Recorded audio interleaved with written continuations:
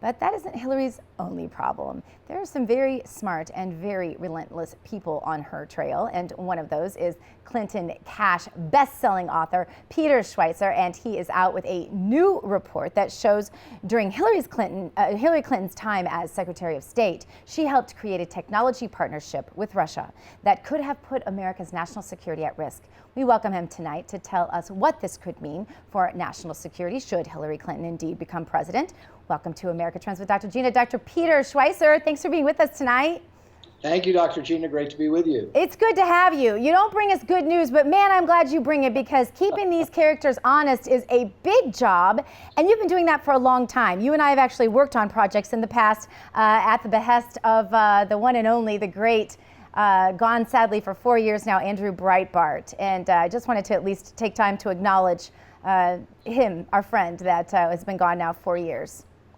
Yeah, that's exactly right. In fact, Dr. Gina, we talked, I want to say 5 years ago on your radio show about insider trading on the stock market by members of Congress. There was a certain congressman from Alabama who did some interesting shorting of the stock market during the financial crisis and other things we've talked about. So yes, we've been on this trail for quite some time. And unfortunately, when you're looking at corruption and these sorts of issues, it can be what you could regard as a target-rich environment. Yeah. Regards our politicians. Yeah, you're not at a lack of for work, are you? And by the way, that congressman, I do want to say, Dr. Schweizer worked hard on this. I held rallies because that's what I kind of knew how to do and talked about it on my radio show.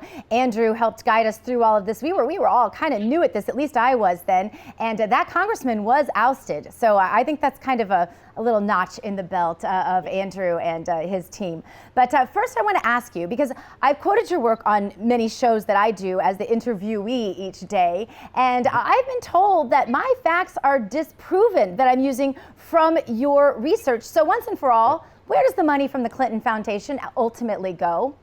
Well, here's the thing. The Clintons will never dispute the facts that I present about where their money comes from, when their money comes, and favorable action that the Clintons are taking on behalf of those people.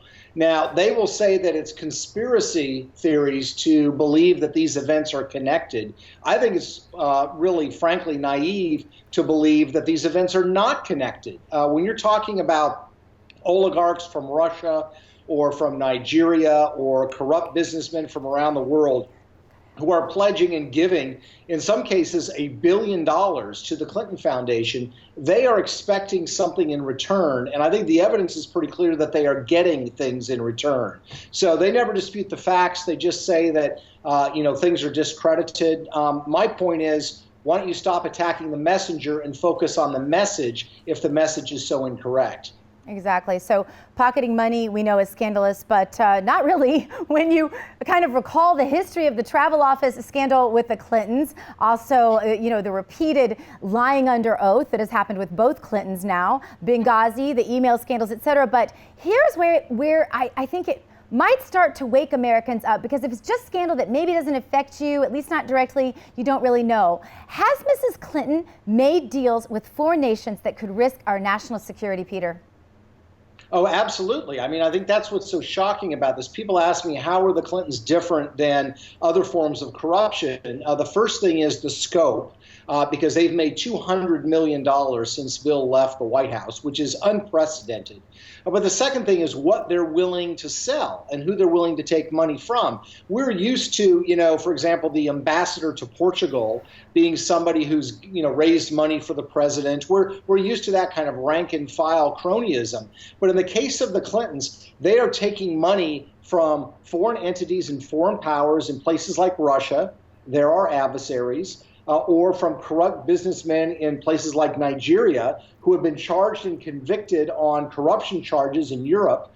They're taking money from these people and they're giving them things in return. In the case of Russia, you have this uranium deal that I write about in the book that the New York Times confirmed in a 4,000-word front-page piece in the New York Times. We're talking about this Skokovo technology transfer initiative that I wrote about in the Wall Street Journal. So they're willing to sell just about anything. That's what makes the Clintons unique compared to so many other people in Washington. Right, and a lot of people kind of blow it off and say, oh, it's normal to make a lot of money for speeches when you're really famous. Listen, you and I both have friends that are really famous. I know people who make $20,000, $30,000, $40,000 a speech, but they don't have to go to foreign nations to do it. And they don't make hundreds of thousands of dollars a speech, like I think you said Hillary Clinton did for a speech in Russia. I believe it was $325,000, if I remember correctly. And so you say the Clinton Foundation is being investigated by the FBI, but do we have hope that any of this is going to come out in time to change anything in the elections? No, I don't think it will. I think if you look at how long the FBI took with the email investigation, which is more than a year, this is a far more complex investigation than the email investigation ever was. When you're talking about the Clinton Foundation, you're talking about investigating foreign entities. You're talking about looking at the timing of money, when money arrived, decisions that she made that oftentimes might have been made in secret or classified as Secretary of State. So this is a much longer investigation. And frankly, I think the outcome of the election in November will determine whether this investigation goes anywhere.